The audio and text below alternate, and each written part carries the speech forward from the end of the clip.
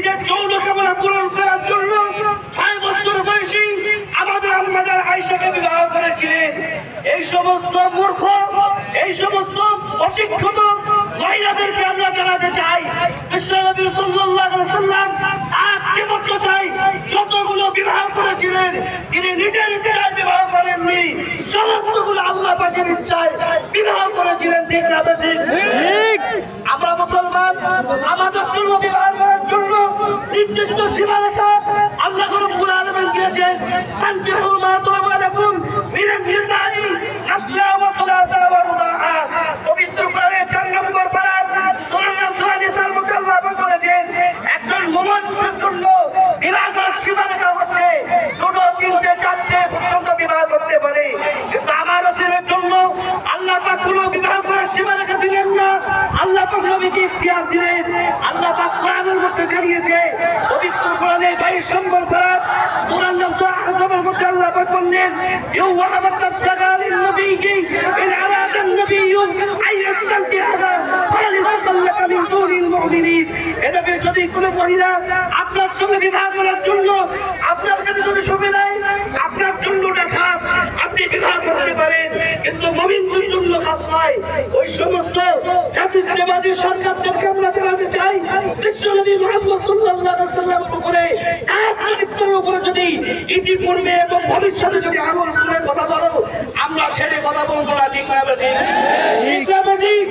আমাদের গায়ে বিন্দু মাত্র রক্ত থাকতে বিশ্বনবী পাকের অপমান, বিশ্বনবী পাকের বিরুদ্ধে কোনো কথা বললে আমরা ভবিষ্যতে ছেড়ে কথা বলবো না।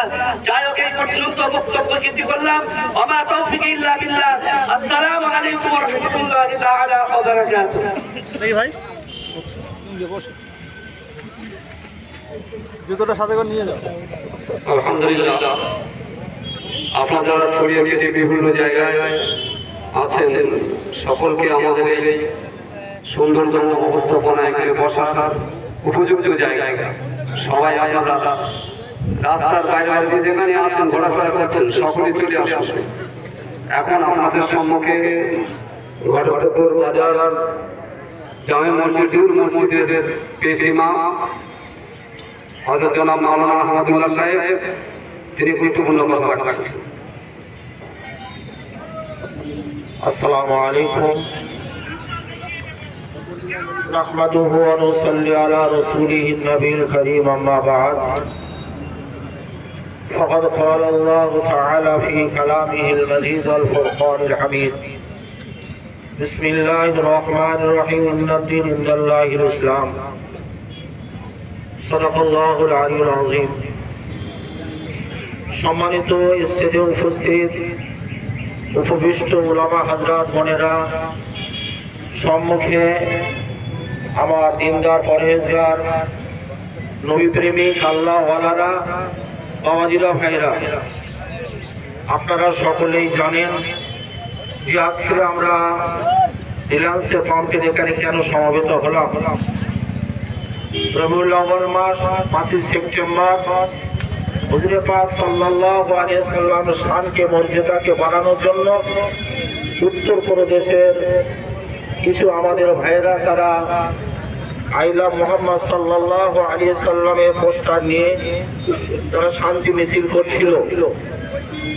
অকথ্যভাবে বিজেপি সরকারের চামচা যোগী আদিত্যনাথের পোষা পুলিশ প্রশাসন তাদেরকে নিঃশস্যভাবে মারধর করেছে, তাদেরকে গ্রেফতার করেছে। আমরা তাদেরকে ধিক্কার জানানোর জন্য আজকে এই সমাবেশ আইম্মা হযরতেরা তাদের ডাকে আমরা এসেছি। আল্লাহ রাব্বুল আলামিন কোরআনে কারীমের মধ্যে ইরশাদ করেছেন, ইন্নাদ-দীন ইনদাল্লাহিল ইসলাম। একবার জোরে বলেন সুবহানাল্লাহ। আল্লাহ রাব্বুল আলামিন দ্বীন ইসলামকে মনোনীত পছন্দনীয় ধর্ম বলে আখ্যায়িত করেছেন। যা আমি বলবো অন্য কোন জাতির ধর্মের মানুষ আমি বলতে চাই না, আমরা বলবো না, যেহেতু আল্লাহ রাব্বুল আলামিন আমাদের শিখিয়ে দিয়েছেন, হযরত মুহাম্মদ সাল্লাল্লাহু আলাইহি সাল্লাম আমাদের শিখিয়ে দিয়েছেন, লাকুম দীনুকুম ওয়ালিয়া দীন, যার ধর্ম তার কাছে। কিন্তু এরকম শান্তির ধর্ম কোনো ধর্মই নেই। আজকে আপনি চিন্তা করুন, আপনারা জাতি ধর্ম নির্বিশেষে যে আজকে সারা ভারতবর্ষে একটা আইন শৃঙ্খলা আছে, একটা আইন আছে, সেই আইনকে লাঘব করে, সেই আইনকে তারা নস্বর করে একটা জাতির উপরে অর্থাৎ মুসলমান ইমানদারদের উপরে একের পর এক নিঃশস্যভাবে আমাদের ভাইদের মুমিন মুসলমানদেরকে মারা হচ্ছে, বিউচ্যুতি করা হচ্ছে। এটা কি কোনো ধর্মে বলেছে? তাদের ধর্ম তাদের কাছে কোনো ধর্মে কি আছে যে একজন মানুষকে নিঃশস্য ভাবে তার ধর্ম সে পালন করবে? তাদের ধর্ম যখন পালন করে কোনো প্রমাণ আজ পর্যন্ত দিতে পেরেছে যে মুসলমানেরা আমাদের ধর্মের উপরে কোনো রকমের আঘাত করেছে? কি ভাই বলতে পারেন? তাহলে আজকে আমাদের নবীর উপরে এইভাবে যদি অকথ্য ভাবে যারা মানওয়ালা তাদের উপরে জুলুম অত্যাচার করা হয়, আল্লাহ রাসূল সাল্লাল্লাহু আলাইহি ওয়াসাল্লাম আমাদের ঈমান, আল্লাহ আমাদের ঈমান, কোরআন আমাদের ঈমান। হযরত আবু বকর সিদ্দিক রাদিয়াল্লাহু তাআলা আনহু সমস্ত সাহাবীদের মধ্যে সবথেকে নরম মানুষ ছিলেন। আল্লাহর নবী জীবন দশায় বলেছিলেন, ওগো আমার সাহাবারা, তোমাদের সারা জীবনের ইবাদত মেহনত যদি এক পাল্লায় রাখা হয়, আমার আবু বকরের এক রাত্রের ইবাদত যদি এক পাল্লায় রাখা হয়, আমার আবু বকরের ইবাদতের পাল্লাটা ভারী হয়ে যাবে, বলে সুবহানাল্লাহ। সেই হযরত আবু বকর রাদিয়াল্লাহু তাআলা যখন রাস্তা দিয়ে যেতেন, বেঈমান কাফেররা হযরত